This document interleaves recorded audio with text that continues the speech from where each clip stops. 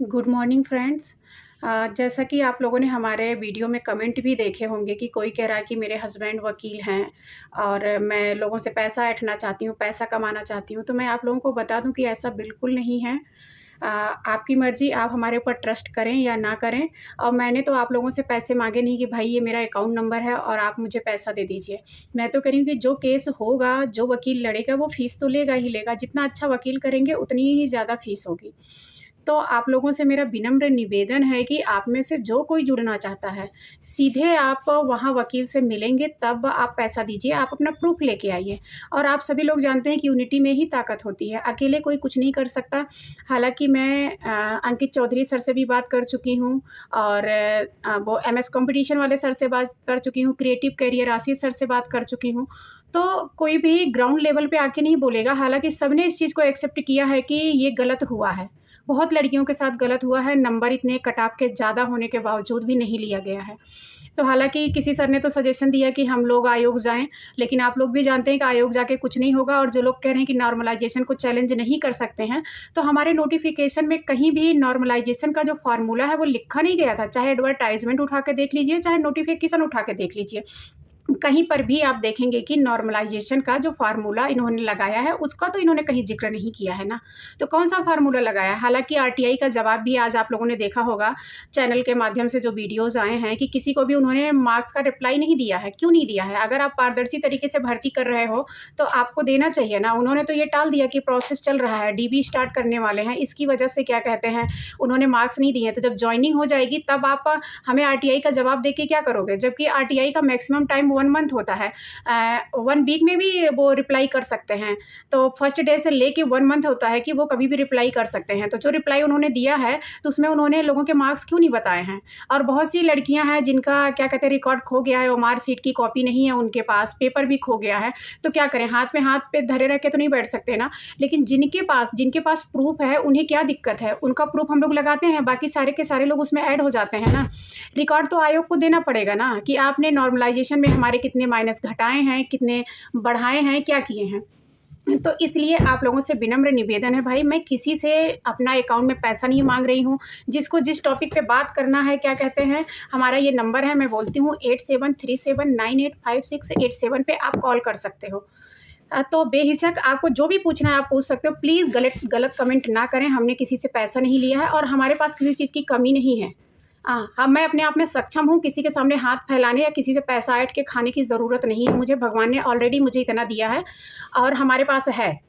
हाँ, और जिसको रिकॉर्ड चाहिए सामने से मैं वीडियो बना रही हूँ। ऐसा नहीं कि अपना फेस छुपा के बना रही हूँ, सामने से अपना फेस दिखा के बना रही हूँ। और रही बात कोशिश करने की, तो मैं हर साइड से कोशिश कर रही हूँ। ऐसा नहीं है कि मैं एक वकील से बात करी, कई वकील से मैं बात कर चुकी हूँ और हमारी जहाँ तक पहुँच है, सब जगह मैं अपना चीज़ों को ले जा रही हूँ, बता रही हूँ। और सबने यही बोला है कि मैटर चैलेंज करने के लायक है। ऐसा नहीं कि हवा में नहीं बात कर रही हूँ कि भाई चलो सारे लोग चले चलते हैं, कोर्ट चलते हैं, रिट दायर करते हैं। मुझे भी पता है कि रिट अगर एक्सेप्ट नहीं हुई तो हमारे पैसे बेकार चले जाएँगे ना। हमारा मैटर खारिज हो गया तो हमारे पैसे बेकार चले जाएँगे। तो ऐसा नहीं है कि हवा में बोल रही हूँ। भाई चीज़ों को कन्फर्म करने के बाद मैं बोल रही हूँ कि आप में से जिसको जुड़ना हो भाई, सबका वेलकम है, सब कोई जुड़ सकता है। सबको पता है कि ये रिज़ल्ट ही गलत आया है। या तो क्या कहते हैं, ये दोबारा से रिज़ल्ट देंगे। और रही बात स्टे लगने की ना, तो जो लोग कह रहे हैं कुछ भी नहीं होगा, डीबी का शेड्यूल आ गया है ना, तो मैं बता दूँ 72,825 शिक्षक भर्ती में मेरा खुद था। सुबह मैंने काउंसलिंग कराया, दोपहर में स्टे लगा। स्टे लगने के बाद आज तक मेरा हुआ नहीं। तब क्या कहते हैं एकेडमिक मेरिट पे भर्ती हो रही थी। उसके बाद टीटी मेरिट पे हुआ तो जो मेरा सिलेक्शन नहीं हो पाया। हालाँकि पूरी सीटें भी नहीं भरी गई आज भी। तो लोग ये ना कहें कि कुछ नहीं हो सकता, होने को तो बहुत कुछ हो सकता है, बस ज़रूरत है हम सबको एक साथ आने की, अपनी पहल करने की, अपनी लड़ाई लड़ने की। तो आप सबसे मेरी अपील है कि आप सबकी अपनी लड़ाई है, अपने हक के लिए लड़ाई। हर किसी ने 3 साल वेट किया, हर किसी ने मेहनत किया। तो ये पारदर्शी तरीके से भर्ती हो, हमें कोई आपत्ति नहीं, हमारा सिलेक्शन ना हो, हमें संतोष है। भले हमारे इतने मार्क्स हैं और हमने भी NCC senior division 12 UP battalion से किया, हमारे पास भी सी सर्टिफ़िकेट है। ऐसा नहीं कि हमारे पास क्वालिफ़िकेशन की कमी है, हमारे पास भी क्वालिफ़िकेशन है और भी चीज़ें हैं। जॉब के लिए मैं प्राइवेट जॉब भी चाहूँ ना तो बहुत जगह जॉब कर सकती हूँ। और मैं आप लोगों को बता दूँ कि 2007 में ऑलरेडी मैं पुलिस की जॉब छोड़ चुकी हूँ और 12 यूपी बटालियन में हमारा खुद क्या कहते हैं रेंज एरिया विभाग में हुआ था ऑफ़िस के लिए सिलेक्शन, वहाँ मैंने छोड़ दिया। राजीव गांधी में मैंने जॉब करके छोड़ दिया है। ये मुख्य सेविका की जॉब बस हमारे लिए एक चैलेंज था, लोगों को दिखाने के लिए। कुछ कुछ परिस्थितियाँ ऐसी आई, लोगों की बातें मुझे बर्दाश्त नहीं हुई, इसके लिए मैंने फॉर्म भरा और मैंने भी दिन-रात मेहनत की। हाँ, सारी क्लासेस, सबके पेपर सब सॉल्व किया और मुझे लगता है कि जो लड़कियाँ इसमें 60, 50 प्लस 50 से 60 के बीच में मार्क्स लाई, उन्होंने बहुत मेहनत किया है। और जिन लड़कियों का सिलेक्शन हुआ है, क्या आप लोग नहीं जानती हैं कि किसी को भी 8-8 नंबर अगर बढ़ा दिया जाए, तो वो इंसान कितने आगे पहुँच जाएगा और हम लोग कितने पीछे पहुँच जाएँगे। आप ही बताइए, फर्स्ट शिफ्ट में बैठना क्या हम लोगों का गुनाह है? लेकिन सेकंड शिफ्ट में भी बहुत सी लड़कियाँ हैं, जिन्होंने मुझे खुद अपने रिकॉर्ड भेजे 55 नंबर, 57 नंबर, उनका भी नहीं हुआ। आप लोग क्या जवाब देंगी बताइए?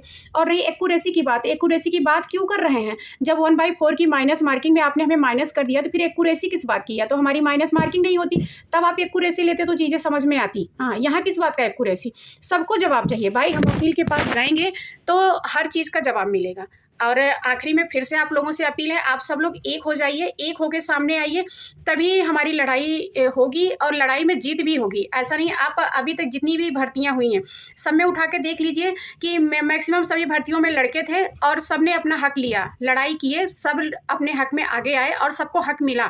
तो वही पहल की ज़रूरत है। हम सिर्फ लड़कियाँ हैं, सबको लगता है वो आगे निकले, तो प्लीज़ बहनों ऐसा मत सोचिए, हर कोई आगे आइए, अपने लिए आगे आइए, दूसरे के लिए नहीं, अपने लिए आगे आइए। हम सब लोग एक डेट निर्धारित करते हैं, उस डेट पे सारे के सारे लोग इकट्ठा होते हैं। अगर जो बहनें नहीं आ सकती हैं, भाई अपने रिलेटिव को तो आप भेज सकती हैं, किसी को भी घर से भेज सकती हैं, अपना रिकॉर्ड लेके भेज सकती हैं। हाँ, तो यही अपील है। अगर आप लोगों को मेरी बात सही लगी हो तो प्लीज़ साथ दीजिए। वीडियो देखने के लिए थैंक यू सो मच, बहुत बहुत धन्यवाद।